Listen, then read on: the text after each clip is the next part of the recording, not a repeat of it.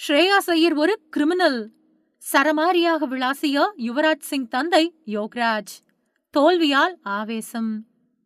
2025 IPL தொடரின் இறுதிப் போட்டியில் பஞ்சாப் கிங்ஸ் அணி தோல்வியடைந்த நிலையில் அந்த அணியின் கேப்டன் ஸ்ரேயாஸ் ஐயரை கிரிமினல் என யுவராஜ் சிங்கின் தந்தை யோகிராஜ் சிங் விமர்சித்துள்ளார். பஞ்சாப் கிங்ஸ் அணி வெற்றி பெறாததற்கு ஸ்ரேயாஸ் ஐயர் சரியாக பேட்டிங் செய்யாததுதான் முக்கிய காரணம் என அவர் சுட்டிக்காட்டியிருக்கிறார். 2025 ஐபிஎல் தொடரின் இறுதிப் போட்டி அகமதாபாத் நகரத்தில் நடைபெற்றது. அந்த போட்டியில் முதலில் பேட்டிங் செய்த ராயல் சேலஞ்சர்ஸ் பெங்களூரு அணி 190 ரன்கள் எடுத்தது.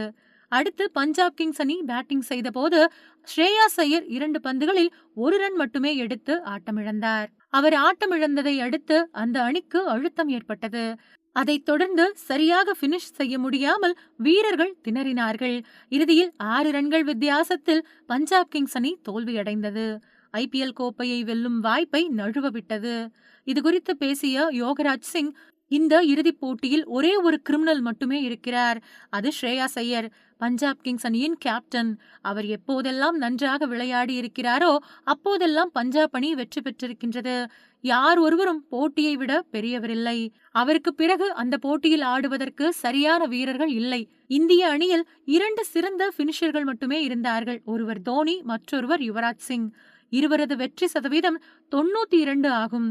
யுவராஜ் சிங்கின் வெற்றி சதவீதம் 98 ஆகும்.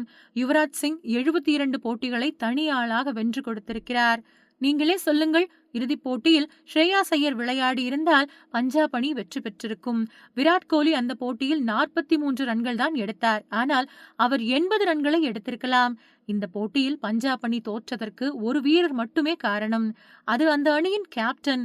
எனக்கு நிறைய கோபம் வருகிறது. நேற்று என்ன நடந்தது என்பதை யாரும் பார்க்க மாட்டார்கள்.